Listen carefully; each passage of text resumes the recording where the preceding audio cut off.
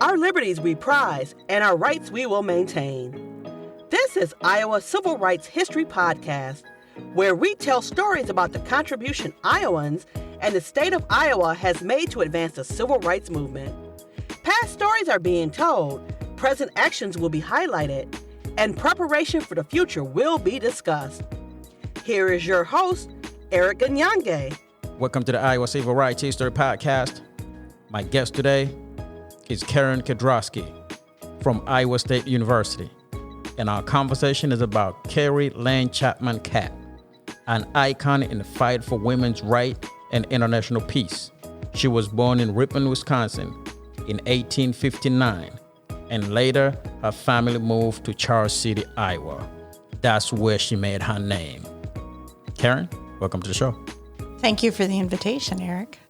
Tell me, what do you do at Iowa State University there? I am the director of the Carrie Chapman Catt Center for Women in Politics, and I'm also a professor in the political science department. The Carrie Chapman Catt Center is a research think tank that focuses predominantly on doing research on women in politics, but we also have part of our mission is civic engagement and civic education of our students, and we do a substantial amount of voter engagement with Iowa State students. I like to think that what we do at Iowa State is really entirely in the spirit of Carrie Chapman Catt's life. Oh, okay. So she spent much of her adulthood fighting for voting rights and voting rights for all Americans. She also passionately believed in the power of education and to make sure that people were ready to vote because they were informed on issues and understood what was going on in the country. And then, of course, she was dedicated to empowering women and seeing women enter politics as full and complete citizens. Her life and the themes that she had in her life really does inspire what we do. How long have you been teaching? I started in graduate school in 1988. Okay. And I have been at Iowa State since 2019. Okay. You always been teaching political science? Yes. Yeah, I've been political science. Why political science? I'm always fascinated with political that's science. Interesting. Well, my family participated in politics at the grassroots level. And I became acquainted with some local leaders, and I just thought it was really interesting and fascinating. And so when I got to college, I found out I could major in something that I thought was just a pastime. And then I had been studying French all throughout high school, and so I just wanted to continue studying French. So I figured out that if I took one course per quarter, I could end up with a major, so I thought, why not? And then halfway through my junior year of college, I realized I was in serious danger of graduating. So at that point, I decided to take my history minor and turn it into a history major. What attracts you to the history? What do you like because what I found when I was sitting in my history classes, it was like people telling me stories, and I liked that. The storytelling. It was really cool. And some of my classmates were like, "I don't see how this is a story at all," and I'm like, "How can you not see it as a story?" Carrie Chapman Catt Center. When was that started? It was founded in 1992, so we have just celebrated our 30th anniversary. Oh, wow. And the building that the Catt Center is housed in is on Central Campus, and it's one of the oldest buildings on campus. It's this gorgeous Queen Anne style building. It's on the National Register of Historic Places. And at one point, it housed the lab and teaching facilities of George Washington Carver. So because of its historic significance, the building couldn't be torn down, but it had deteriorated badly. And so the dean at the time, Betsy Hoffman, set out to raise money to renovate the building, which had already been renamed Catt Hall by the Board of Regents. And so the fundraising for the center was tied to the fundraising of the building, and that the building would become sort of a place on campus where women and women's activism was honored. And so the building was, in fact, rehabilitated. I mean, everything from, the walls in was redone. And then the building and the center were dedicated in 1995 which corresponded with the 75th anniversary of the ratification of the 19th Amendment. Why you guys did not want to open up the center in Charles City? Well, because Iowa State University's campus is not in Charles City. But of course, we are very supportive of the museum that is there, and very good friends with the board. And, we try to find ways that we can collaborate and work together. Yeah. So we both are dedicated to honoring Carrie Chapman Catt's life. They tell her story, especially her story of her girlhood there, whereas we are, more scholarly and are doing, research sort of in the spirit of how she lived her life. If you can explain simply, if somebody asks you, who was Carrie Chapman? How do you explain it? I say that she was the leader of the largest women's suffrage organization in the country at the time the 19th Amendment was ratified. And I've had to say that. Unfortunately, I've had to say that a lot because when I took this job, very few people knew who Carrie Chapman Catt was. Yeah. I would say that that's still the case. During her lifetime, Carrie Chapman Catt sort of shied away from the spotlight. She wanted the work to really be focused on the movement. She wanted to get the work done. She wasn't there to collect accolades and recognition. Although during her lifetime, especially after suffrage, she was on all the lists of most famous women, most admired women. She won a number of awards and recognitions. So she was very prominent in her lifetime.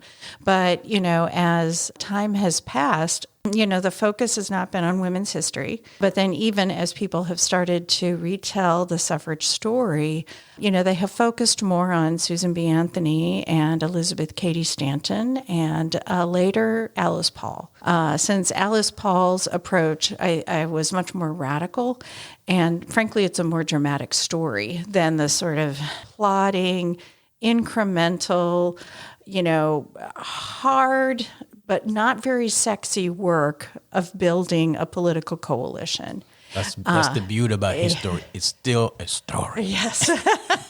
Whereas, Alice Paul was getting thrown in jail and hunger striking, and, there was a lot of other things that was going on where her story deserves to be told too, of course. But my point here is that it's I think very understandable why Paul's story would sort of overshadow Catt's, even though Paul's organization, which sort of operated in parallel with Catt's, the National Women's Party, was very, very small compared to the National American Women's Suffrage Association, which Catt led. Okay.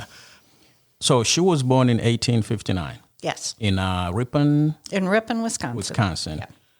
And then at age 7 in 1866, they moved from Wisconsin to Charles City, Iowa. City, yes. Why did the family move to Charles City? I think that they wanted to buy a new farm. They bought a new farm and came there. And, what other factors there might have been, I don't know. It's not that there was significant other members of the family that were there. But they, came and they moved and they became very successful farmers on what at one point would have been a homestead.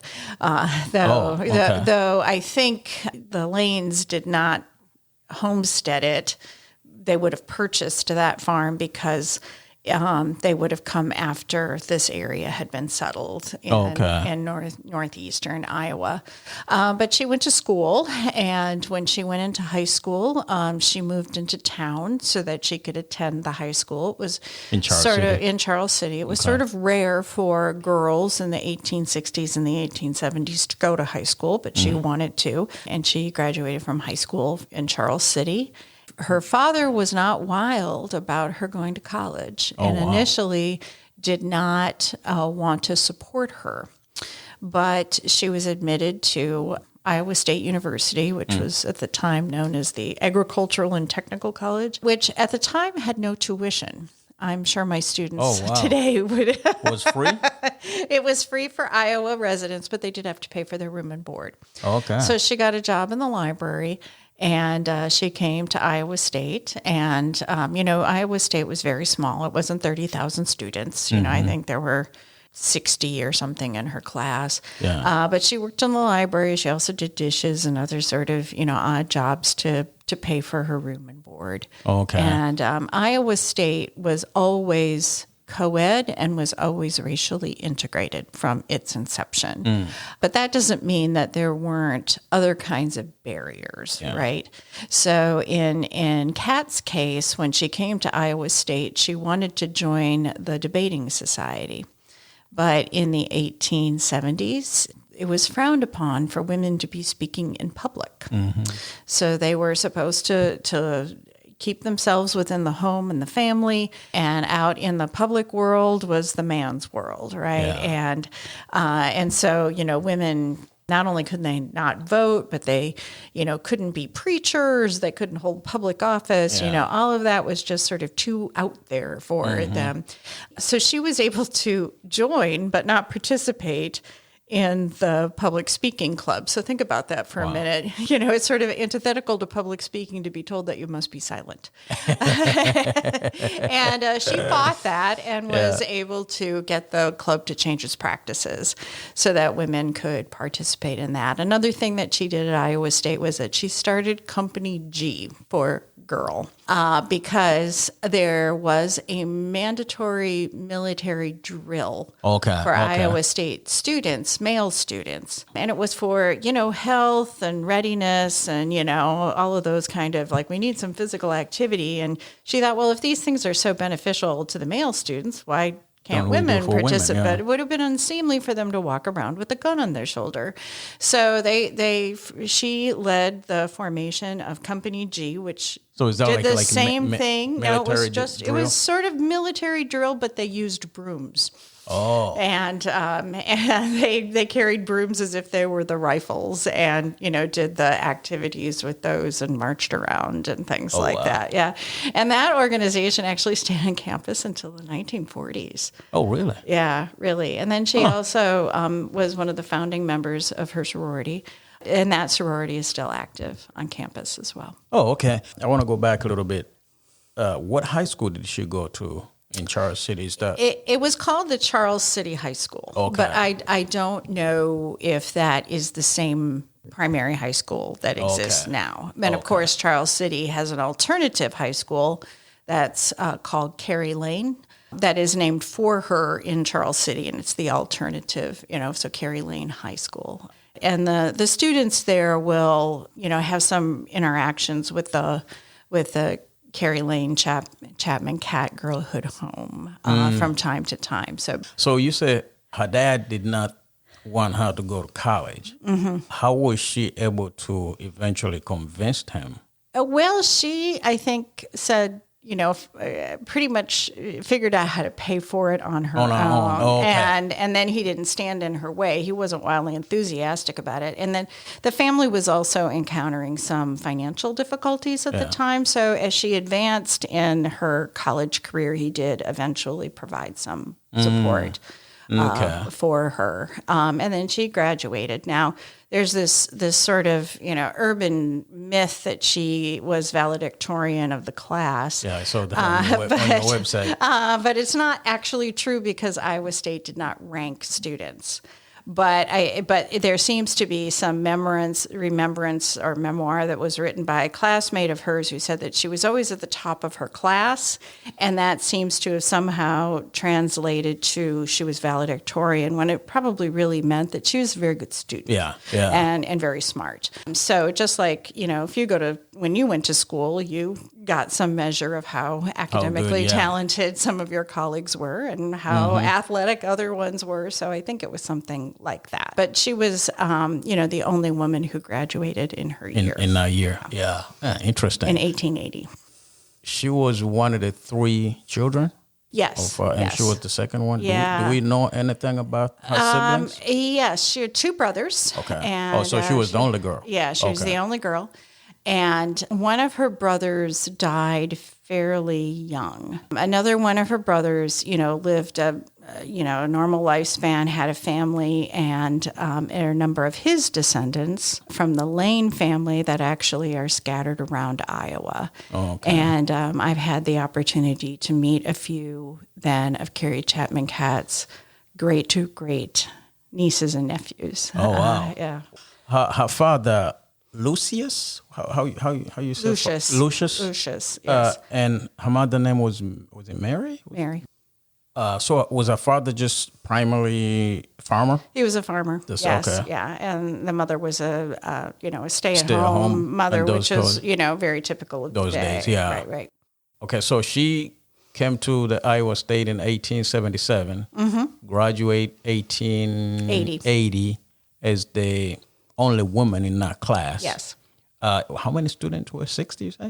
Yeah, 60? About 60. So it was very small. Okay. And I think there were some women who started with her, but, as happens even today, sometimes students start college and they don't graduate for whatever reason. So she became the only one who graduated. Now, another important thing, and I would be remiss if I didn't mention this, that happened in Charles City is that's where she found her life's work. Right. So there's this famous story that she was 13 years old. Her family was very political and they were talking about the presidential election. Yeah. And they were all supporters of Republican Horace Greeley. And election day comes. And of course, at this period of time, people got dressed up to go into town. You would put on your best clothes. And so she saw that her father and the hired man were getting dressed up to go into town, but her mother was still in her house dress and she was washing dishes. And Carrie said, "Mom, why aren't you getting, dressed up? Why aren't you changing so that you can go into town and cast your vote?" And her father and the hired man both heard her and started laughing and said that voting was too important to be left to women. She was enraged. Yeah. She was enraged with this injustice, in part because she thought that her mother was exactly the kind of person that you would want to have voting. She was engaged in the political system. She understood the issues. She was smart, and that it was horribly unjust that she was not able to participate, as a voter. How old was she? She was 13. 13. Wow. So, that was the day she became a suffragist. And it ended up really, shaping the rest of her life, and certainly her life of activism. She graduated from Iowa State in 1880. Where is she going after She ends up in Mason City. Okay. Yeah, and she's like 21 or 22. She's very young, but she becomes a school superintendent. So it was rare for somebody to be a superintendent who was female, but also to be that young.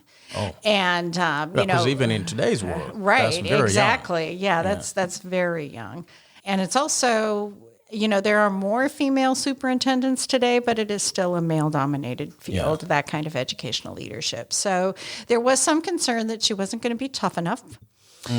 She was also teaching at the same time that she was school superintendent, so she wore many hats, and she became known as a strict disciplinarian. One of the things that she had to do was to establish her authority with the young boys in her class who were acting up, right, and testing the boundaries as they do, but she demonstrated that she was not afraid to use corporal punishment, and that became the thing that I think kept her in her job was that they expected the teachers to be tough on the kids when they misbehaved, and that that was a accepted practice of the time. Even though right now I think that we get a teacher, much less a superintendent, fired, right?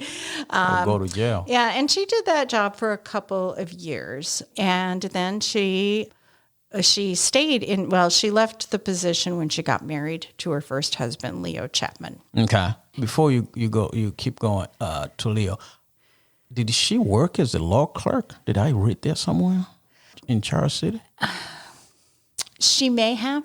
Okay. Because at one point she was thinking about going to law school. And then in the end, that would prove to there were not very many law schools that would even admit women. Okay. And her life took a different path. So she married Leo Chapman, who owned a local newspaper. I think it was called the Mason City Republican.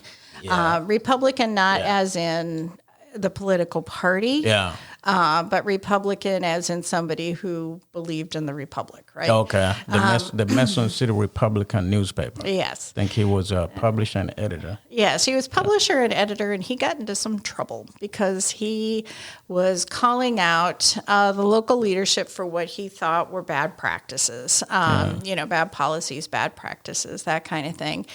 And he was,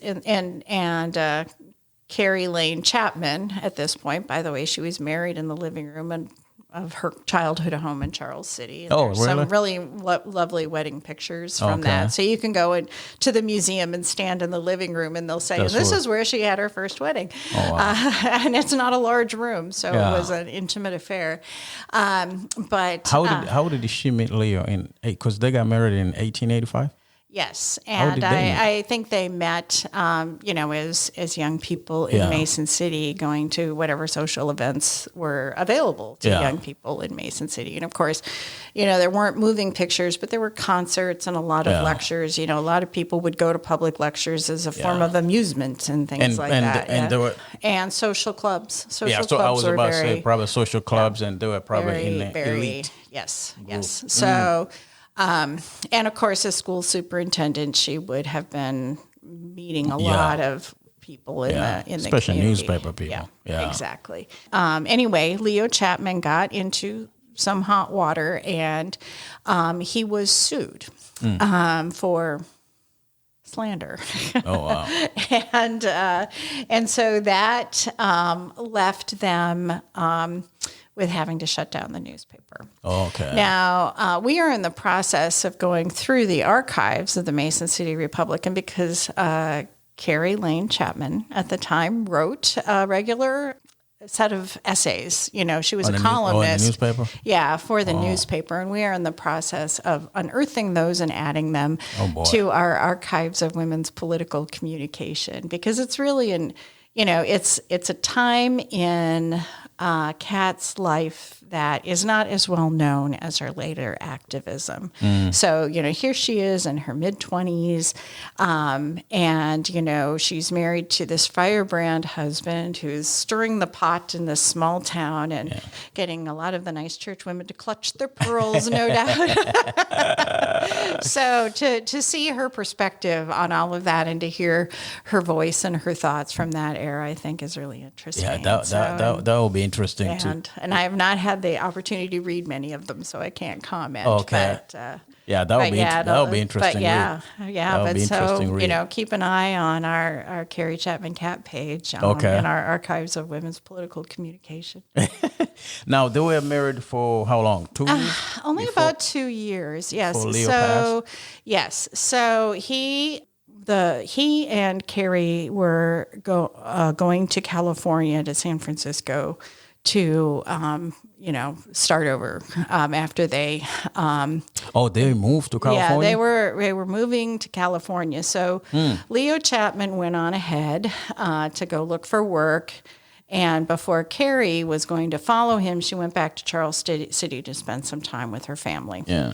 And while she was there, she received word that Leo Chapman was desperately ill.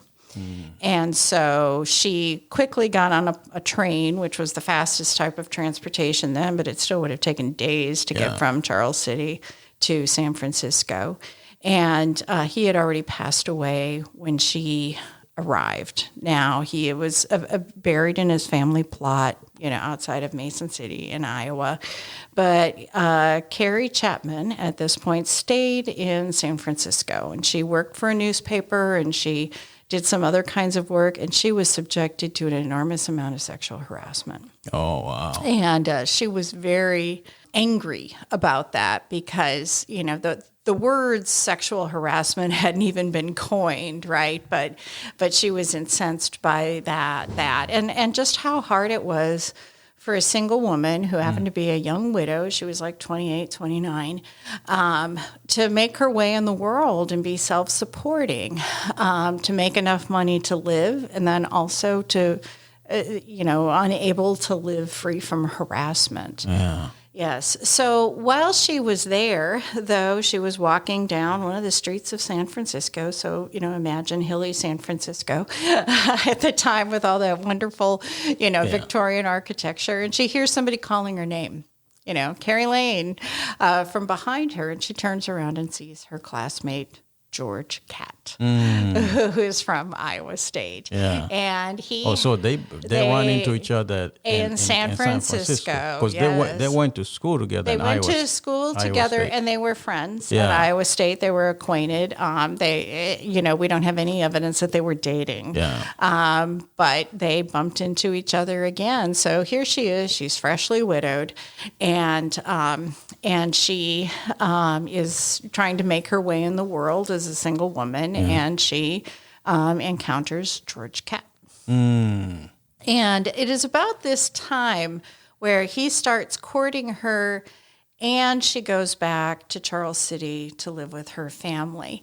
But as they are sort of having this long-distance relationship, whether it's romantic or just friends or getting reacquainted and so forth, he encourages her to start to support herself by going on the lecture circuit, which is, one of the few things that women can do to be self-supporting. They are, barred from a lot of different professions, and, they might be able to be school teachers or things, but they're really limited options. So she develops 3 speeches, 2 of which we have been able to find and put into our archives of women's political communication. The third one we have not found. So 2 of them are focused on sort of American patriotism. Yeah.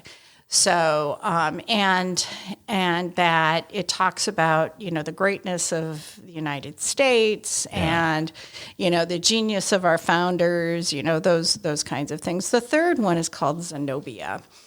And it is sort of a fanciful lecture about life among the indigenous peoples of the South Pacific. Okay. So where is she giving this speech? Anywhere. She's based, she anywhere that she can get a booking, actually. But this is what she's doing to support herself, and she's living with her family in Charles City. At the same time, she starts getting active in the suffrage movement. Is this almost like the beginning of her getting into the suffrage? It becomes that, So this is the late 1880s at this point. Because, in the late 1880s, she sets about to, and she even did this when she was married to Leo Chapman and living in Mason City, is that she starts organizing suffrage clubs.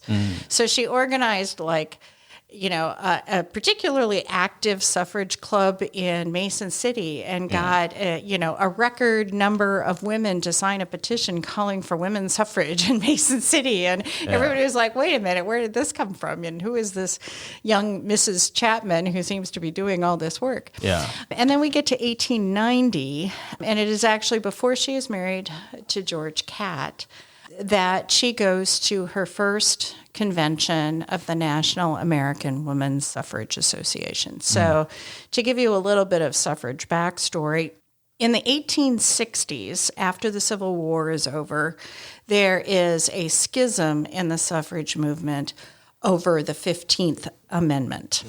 And it's also wrapped up in the 14th Amendment. So the 14th Amendment, it introduces the word male into the Constitution. So it's in Section 3 and Section 4. And specifically, Section 4 says that if Congress fails to enfranchise all of the eligible males that in a particular state, that Congress can actually reduce the number of representatives that state has in the House of Representatives. So this introduces a gender-specific term into the Constitution for the first time. So prior to that, any noun referring to people was gender neutral. Yeah. So it was, citizens, what they called electors, meaning voters, president, members, House members, senators, these were not gender specific terms. So The 15th Amendment, which does not have a gender-specific term, though, which, enfranchised previously enslaved persons, and banned the use of race as a reason to deprive someone of suffrage, right? Because the 14th Amendment included the word male, everybody understood that the 15th Amendment referred to African American men, right? And so that led to a schism in the suffrage movement between those people like Susan B. Anthony and Elizabeth Cady Stanton, who supported a federal amendment to enfranchise women, and a much larger organization, the American Women's Suffrage Association, which had, Frederick Douglass and Lucy Stone, that favored a state-by-state effort, both of which I think were legitimate alternatives, especially since Congress clearly gives the power to determine who gets to vote within a state, choose states. So in 1890, these two groups finally reunite into one mass movement. So the National Women's Suffrage Association, headed by Stanton and Anthony, and the American Women's Suffrage Association now become the National American Women's Suffrage Association, because that's going to be the most confusing thing they could possibly call it. Otherwise known as NAWSA. So in 1890, NAWSA holds its first unified convention. And it's in Chicago, and Carrie Chapman Catt goes. She is the young Mrs. Chapman. And there she catches the eye of Susan B. Anthony. Oh, so that's the first time they meet. Yes, that is when they meet. And Susan B. Anthony, by this point, is in her late 70s. And she realizes that she needs to turn the women's suffrage movement over to the next generation. And so she's got her eye out for people that she can mentor. Yes. And one of the people that she takes under her wing is Carrie Chapman. And it's very interesting because, Carrie had gotten up and had spoken and said something, and it sounded pretty good. And so Susan B. Anthony sent her this note going, "Who are you? Where are you from?" And Carrie writes back, "Journalist, Mason City, Iowa, not important at all." But what starts to happen then is that Carrie Lane Chapman begins to travel with Susan B. Anthony. This after she went there in Chicago from 1890? So starting, a little bit after that in 1890, she's, organizing and doing things in Iowa, and she's becoming very, good friends with Susan B. Anthony. And Susan B. Anthony's actually really distressed when Carrie tells her that she's going to marry George Catt because it was like, oh my God, now you're going to have babies and you'll be lost to me. You'll be stuck at home with these kids. It was that sort of thing. And of course, Susan B. Anthony herself never married. Okay. And her partner, her lifelong partner in the suffrage movement, Elizabeth Cady Stanton, was married and had 6 children. Okay. And so, Stanton was not able to travel and to do the kind of grassroots, lobbying that Anthony did. So they always described their partnership as Lizzie, meaning Stanton. Lizzie forged the thunderbolts and I, Susan, threw them, right? But, which of these things could you do at home while you're taking care of home and hearth and cooking for 6 children and so forth? You can write fiery speeches, but you don't have the luxury of traveling around to give them. Yeah. So, this is what's going on in Susan B. Anthony's mind when Carrie Chapman Catt announces that she's going to get married to George Catt and become Carrie Chapman Catt. But the thing that Anthony is not aware of course, is that George Catt and Carrie Chapman have an agreement. Now, some people have said they had a prenuptial agreement. As far as I know, and as far as any historian has ever been able to tell, there was no written contract. Yeah. But a lot of those contracts back then is handshake. Well, and I think that this would not have been anything written down. It would have been an agreement between equals, right? Yeah. That they were going to have an unconventional marriage. And what was that unconventional marriage? It was that Carrie agreed to marry George, but she wanted 3 months out of the year to travel and organize for suffrage. And he said, okay, you know, and that would have been quite remarkable, you know, at the time that your wife, who is your property, is going to leave you and go cavorting around the country and do for the women in power and getting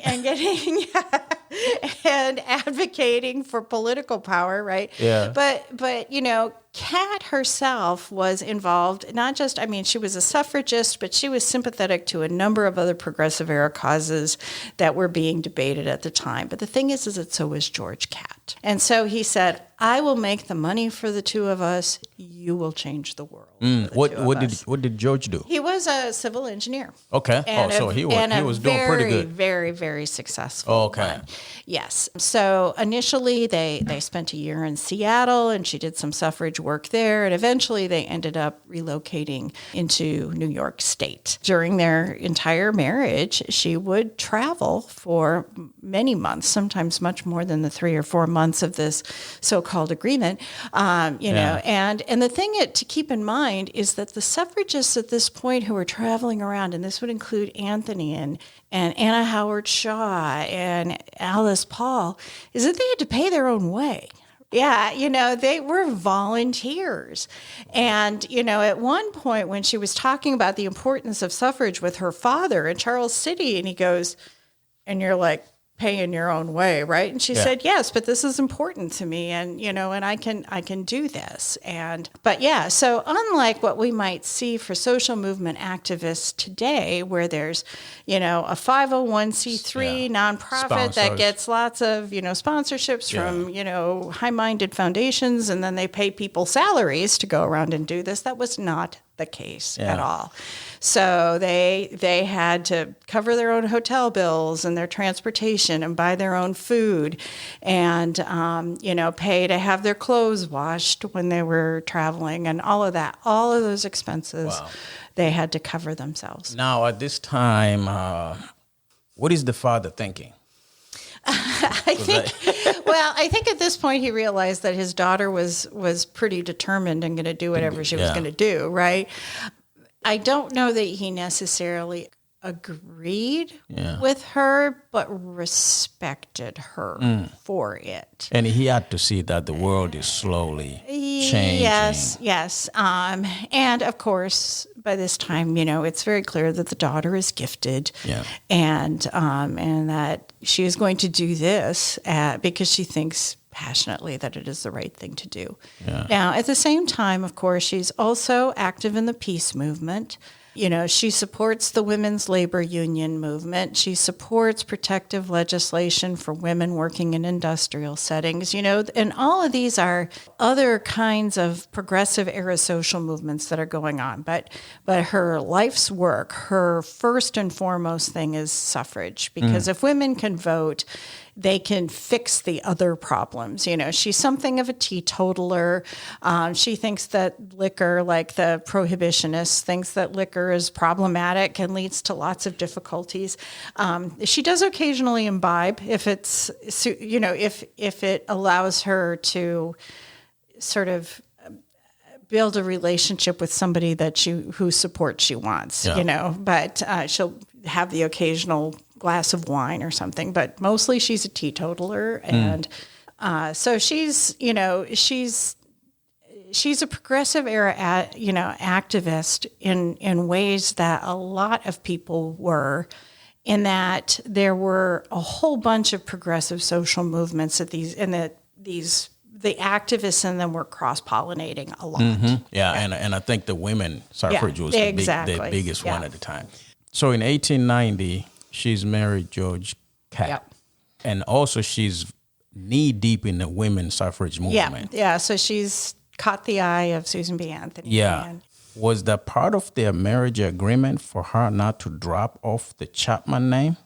No, 'Cause I'm always- that was her choice. That she adopted Chapman as a previous like husband name, and then she added Catt. as just like her middle name. Yeah. And her given middle name was Clinton, which was her mother's maiden name. So she was Carrie Clinton Lane, and then Carrie Lane Chapman, and then Carrie Chapman Catt, right? Yeah. So Because in today's world, like you tell your new husband, like you're gonna do what?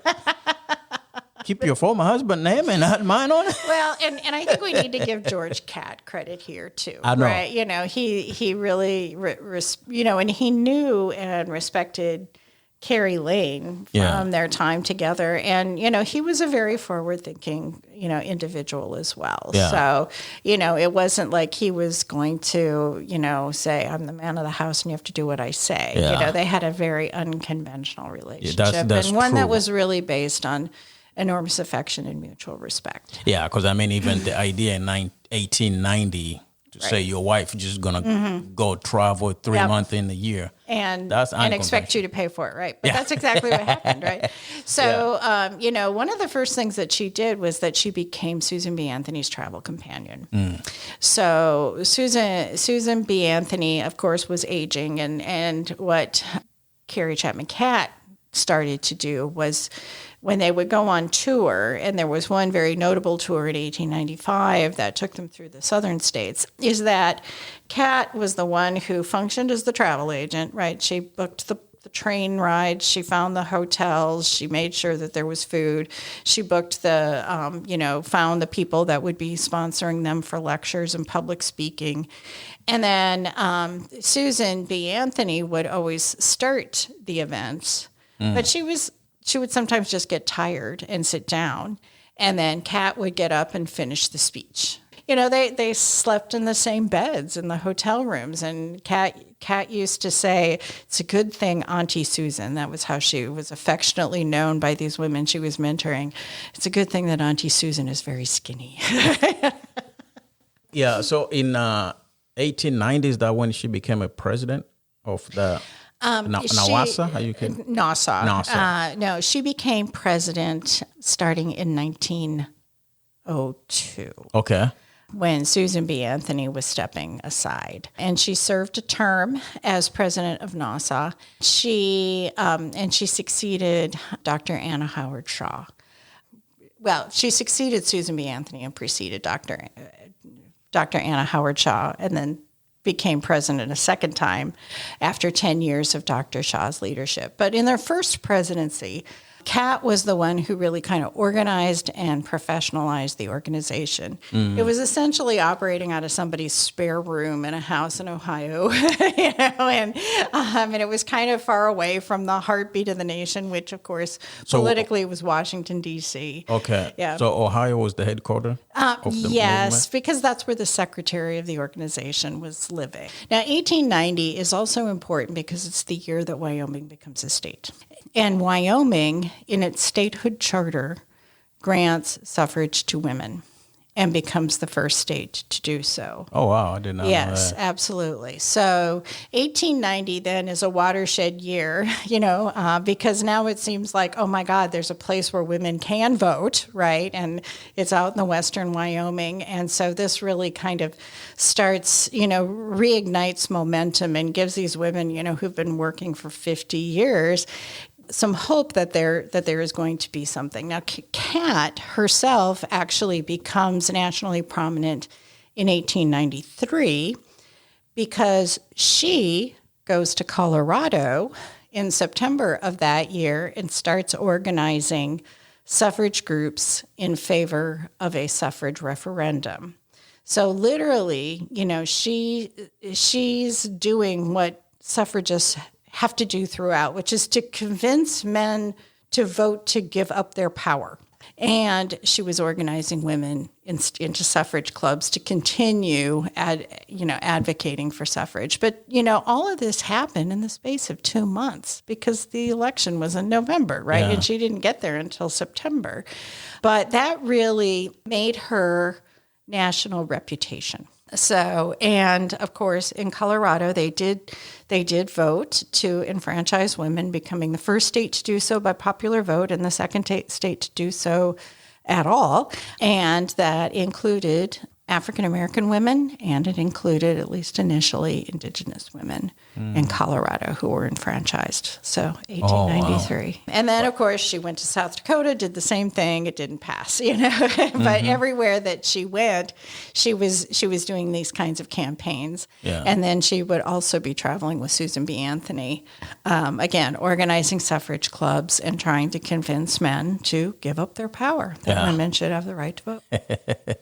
So 1902, she became a president of the organization. Yes. How long has she run as a president? She does it for about 3 years. Okay. And then she steps aside because George Catt, who's only in his 40s, is pretty seriously ill. And she cares for him until he passes away in 1905. Boy, they did not have life insurance back then. No, but... Because the investigator will be looking at it. The second husband down? Huh? And he donated his body to science. Oh, really? Yeah. So, it went to a medical school and was autopsied and I think eventually cremated. So he does not have like a grave that she can be buried next to him. Right. And this becomes important later, but he leaves her independently wealthy. Oh, wow. Wow. Yeah. So that's 1905. And the first husband, Chapman, died in 1885? Yeah. Okay. Then, so, that's tough. she herself is still fairly young. Yeah. Right? She's, maybe in her early 40s. And I want to stay right there because she had quite a few deaths of those few years. Because 1906, Susan B. Anthony passed. So, yes. So within the space of 2 years, she lost a brother, both parents, Susan B. Anthony and her husband.